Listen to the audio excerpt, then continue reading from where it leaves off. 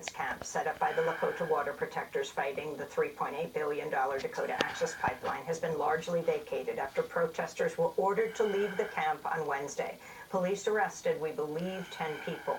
The U.S. Army Corps of Engineers and the North Dakota governor had imposed a noon eviction deadline for hundreds of water protectors still living at the resistance camp. Prayer ceremonies were held Wednesday and part of the camp was set on fire before the eviction began. Water protectors say the resistance camp sits on unceded Sioux territory under the 1851 Treaty of Fort Laramie and that they have a right to remain on their ancestral land. A couple dozen people, we believe, are still remaining at the camp. The ongoing encampments in North Dakota were the largest gathering of Native Americans in decades. At its peak, more than 10,000 people were at the various resistance camps. Earlier this month, construction crews resumed work on the final section of the pipeline after the Trump administration reversed the Obama administration and granted an easement to allow Energy Transfer Partners to drill beneath the Missouri River. We go now to North Dakota, where we're joined by two guests. LaDonna Brave Bull Allard is a member of the Standing Rock Sioux Tribe and a founder of the Sacred Stone Camp, which continues.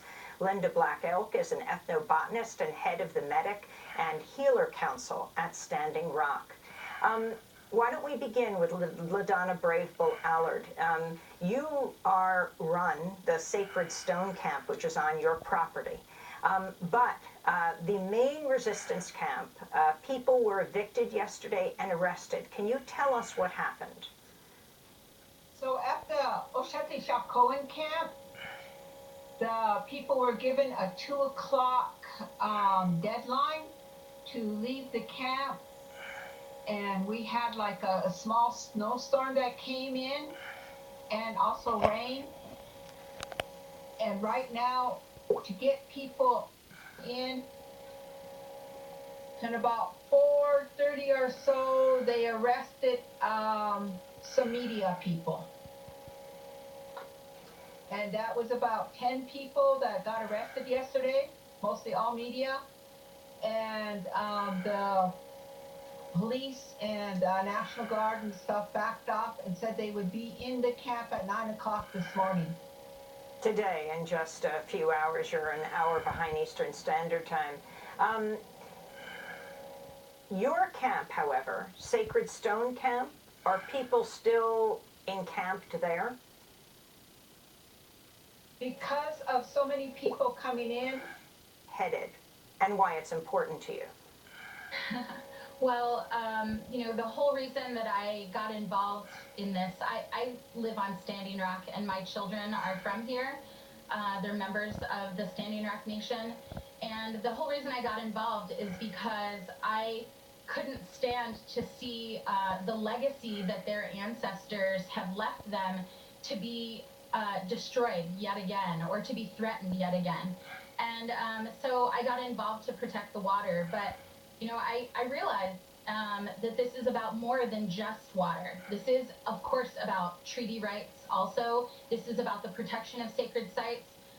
But even more so, as an ethnobotanist, I've come to realize that this is about the edible and medicinal plants that grow adjacent to the pipeline, right within the path of the pipeline.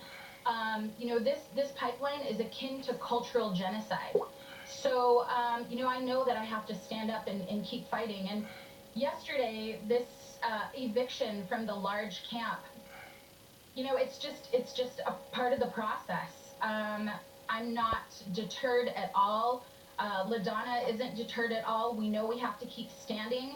The Dakota Access Pipeline and the fossil fuels industry in general has to be fought on all fronts. So we need these camps here. We need people on the front line. We need people locking down at the drill pad to oppose this pipeline. But we also need people fighting the legal battle. We need people in Washington, D.C. We need people to continue to divest from banks that support the fossil fuels industry. And so, this is just part of the story. It's just part of it.